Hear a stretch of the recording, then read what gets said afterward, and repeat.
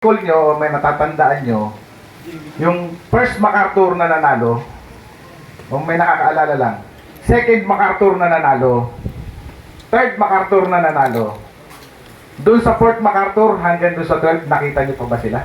Nabalitaan nyo pa ba sila na nandoon? Wala na. Di ba? Ngayon ang tanong doon, yung mga sumunod, yung mga kasunod na taon na yon na nagawa nila, anong meron sila ng taon na yon na hindi na nila nagawa ng mga sumunod pang taon? Swerte. Di ba? Kalokohan hindi mo gagawin yung bloodline, uulitin mo yon. Yung management, uulitin mo yon. Di ba? Eh, hindi mo nagawa. Swerte ka lang. Ibig mong sabihin, yung kalaban mo, o yung kalaro mo, kamember mo, hindi nakapagpauwi. Sabihin mo, ay, pangit naman bloodline yan eh. Basura naman yung ano yan eh, di ba? Hindi ganun yun. Siguro kulang lang siya sa swerte. Ikaw lang ang nakaswerte ngayon. Ngayon, kung talagang mahusay ka, next year, gawin mo uli yan. Pag hindi mo nagawa yan, tsamba mo lang yung nakaraan. So kaya ako naniniwala kasi ang tsamba is swerte. Isa pa sa basic na tinatawag na swerte, pauwi na yung ibon mo. Ako, nangyari sa akin yan, galing Legazpi yung ibon. Patayip ng ganon. O, sinalpok ng palkon. Tatayip na lang siya, nasa bubong. Sinalpok, bit-bit. Ano tawag sa akin nun? Malas, di ba? Pero may kaklak ko na lang siya. Sinalpok pa ng palkon. Yung mga ganon isa, bumabala yung ibon mo, tinirador. Uminom lang pala yung ibon, tinirador. Malas, di ba? So maraming factor para masabi natin na yung galing, bloodline, give na sa atin lahat yan. Meron tayo yan. Sa ngayon, yung nangyari sa ating karera natin ngayon, so hindi yung kung 10%, siguro yung 10% na nag-clock, sila yung mapalad o maswerteng nakapagpauwi ngayon. Sir, tanungan lang. Sige, sir. May gamot po ba tayo para makaiwas sa lambat? Pwede kasi mangyari yun. Ay, ginawa ko yan, sir. Yung paso, di ba, dapat dayami. O lambat nilagay ko. Pwede. Hindi, pero lang yun. Hindi natin maiiwasan yun eh, kasi so na ano mo na rin yan, na-discuss mo na rin yan. Actually, problema talaga namin yan sa Manila. Kasi talagang inaabangan nila. Kahit ngayon, yung North ngayon, kaya ang nangyayari sa amin sa North, medyo lumiliit din ang chances na yung pauwi ng ibon. Dahil sa La Union, Pangasinan. Kasi doon nag-start yan eh, bago tong South eh. Doon nag-umpisa yan. Nung umiwas ang mga associations ng Manila, nagpunta lahat sa kanan. Kung mapapansin nyo, naging kanan ang karera namin ng time na yun.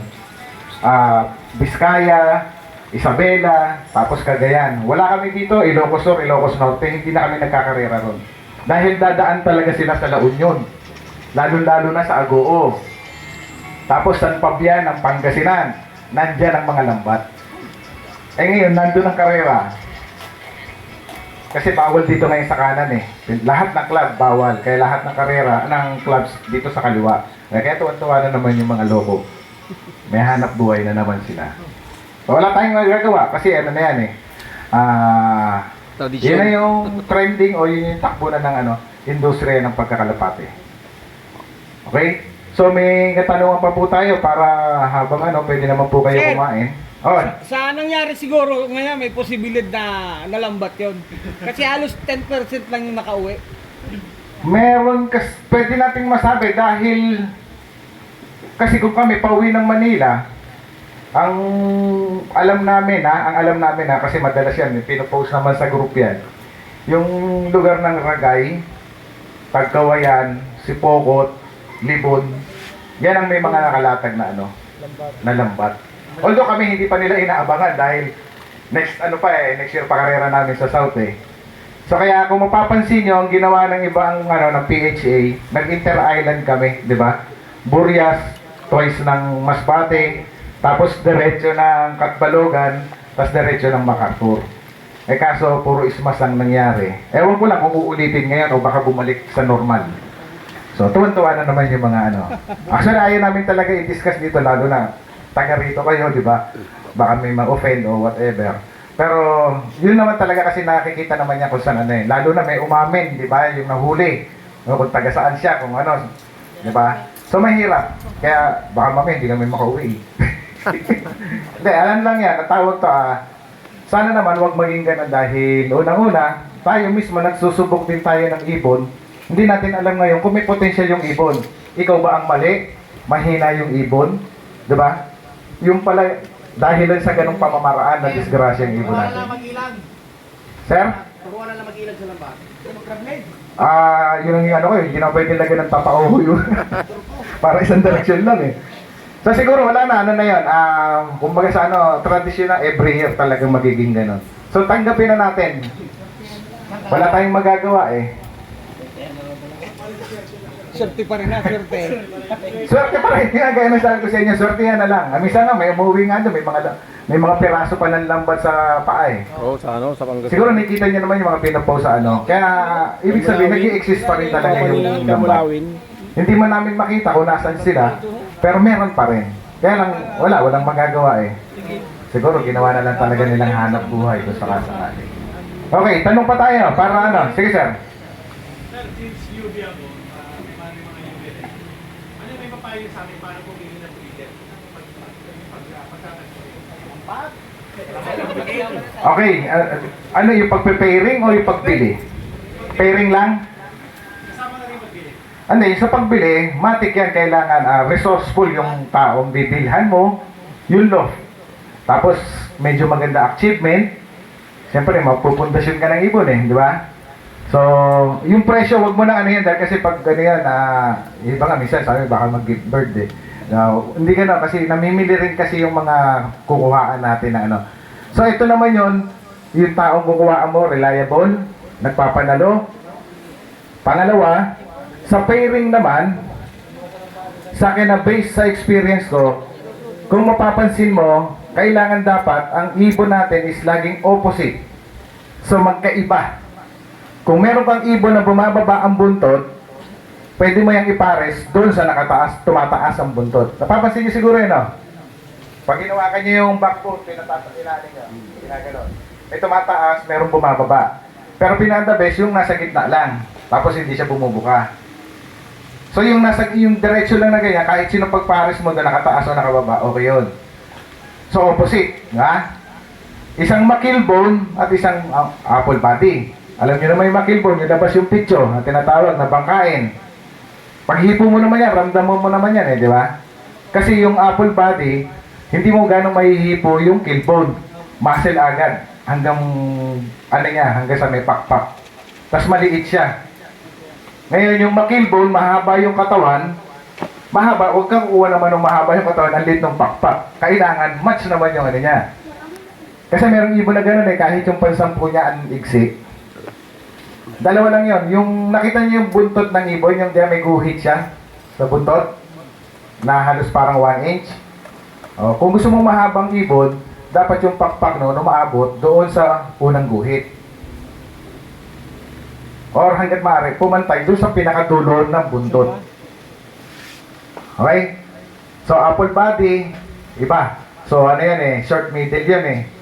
Tapos, yung malalaking na ibon na bangkain, yung makillbone na tinatawag, yun yung mga panglong.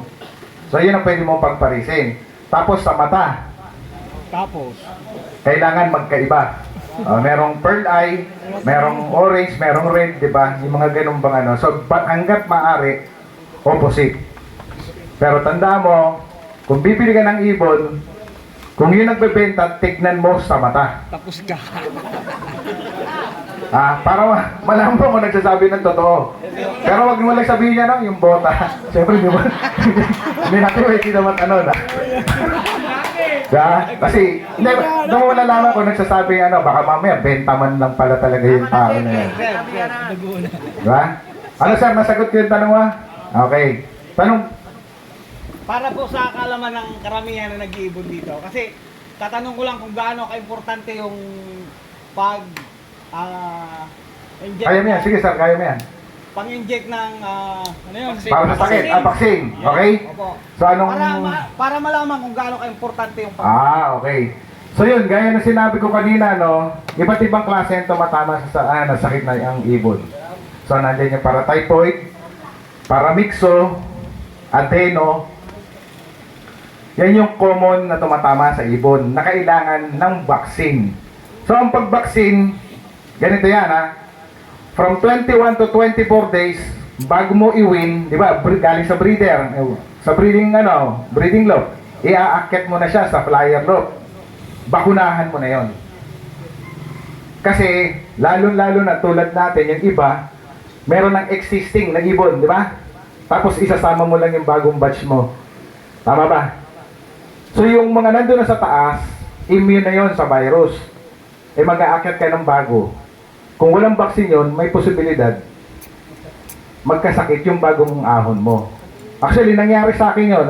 Itong pang-north na panlaban namin ngayon, nagkatay kami ng siyam. Kaya yung mga palipad ko ngayon, puro bata. Kasi kinatay ko yung original na pang-north. Kasi yung binibreed ko na is pang-south na eh. Eh nagkatay ako ng siyam. So hinabol ko ngayon yun. Kaya nililipad ko ngayon mga pang-north, siguro mga 5 months, 6 months lang sila. No choice. Basta, ang mali ko na, aminado naman ako, hindi ako nakapagpakuna dahil yung bakuna ko, 1 week pa bago dumating. Nung nagpakuna na ako, 3 days pa lang dun sa loop nung kumpare ko sa Pasay, tinawaan na yung ibon. So ito, bigyan ko kayo ng tips ha, baka para at least alam nyo. Kasi ang adeno, tinatamaan yan is 1-year-old pababa. Observe niyo yan, 1-year-old pababa. Pumapayat din. Nagugawing light. Nag-iipon din ng basa. Pero ang kakaiba niya sa paramixo o sa paratyphoid, sumusuka siya. Nagsusuka siya. Kain siya, mamaya susukan niya yun. So yun ang nangyayari sa adeno. Ngayon, bago mo malaman na adeno, dahil kasi kung titignan mo, ay hindi, salmonella yan. Ay hindi, paano yan? Paratyphoid yan. Bago mo siya mabigyan, 3 araw lang patay ang ibon. Kaya hindi mo alam kung ano yung tumama sa loob mo. Kaya hanggat maaari, meron tayong disinfection sa loob ng loob. Magdi-disinfect tayo dahil every time na uuwi yung ibon natin, may nakakasalamuhan na iba't ibang na ibon, may possibility na magdala siya doon sa loob mo. So yun, may binibigay yun, 0.2, bawat isang ibon, sa batok siya binibira. Pero huwag kayong gagamit ng sinasabi, pinapatak sa mata, di ba? Meron kayong narinig doon, yung mga lasota. Ayun, almost 6 months lang yun eh. Tapos wala na. Tsaka kung bakit, ito lang tanong ko, sabi ko, consider as vaccine ba yun? Ipapatak mo lang sa mata eh. So nung pinatak sa mata, pupunta ba sa utak yun? Di ba hindi? Ano ba tinatamaan ng sakit? Yung utak, di ba? Kaya nga gumagano yung ulo ng ng ibon eh. Dahil pinapatay niya yung nerve ng utak eh. Kaya kung bumabalik ko yung utak, yung ulo nila. So kailangan bakuna talaga. Kaya nga vaccine eh. So true syringe siya. So ngayon, hanggat maaari tip ko lang, baka mamaya may mag-avail sa inyo ng 3-in-1, 4-in-1. Huwag yung gamitin. Nandun na kasi, sa isang bakuna lang, nandun yung salmonella, kasi may promethazine siya eh. So sa ubo. So para typhoid, para mixo, adeno. Okay, pwede naman. Ang nangyayari kasi gumamit ako nung one time na ganun, na baugang ipon eh. Okay lang kung iisa. Pwede kong masabing na lahi ng ibon. Pero 7 sila. 7 kak, walang similya. Siguro na-encounter nyo rin ngayon yun, kak, kahit bata pa walang similya. Yes, sir. Na-encounter niya, no? Oo. Hindi natin masabi, lalo na kung hindi galing sa iyo. Kasi iba minsan pagpakuna nga, yun ang nagagamit. So, nagkakaroon ng damage sa, sa similya.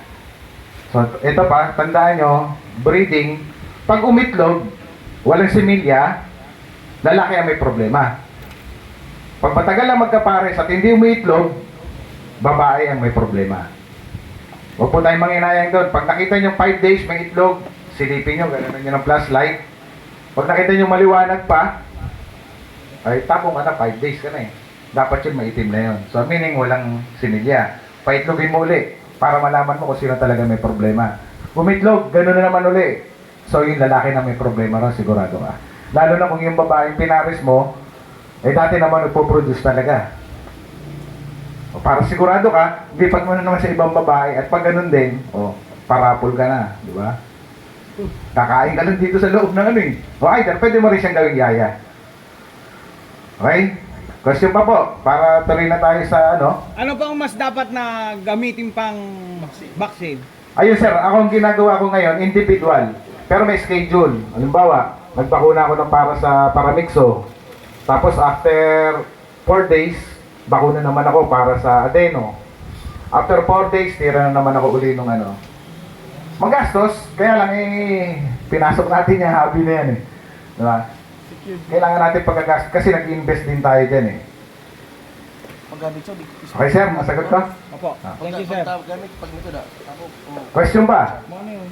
Para dumating na pangalan tayo ng brand? sa Anong pangalan ng brand? pinakihintay natin. Nakakain ba kayong lahat? Pangalan ng brand. 5, 4 na bulong. Wala sinsaruan lang. Okay, sige. Papakita lang ni Sir Albert yung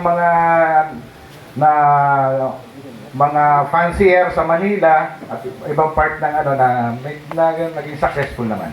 Okay? Maraming salamat. Thank you, sir.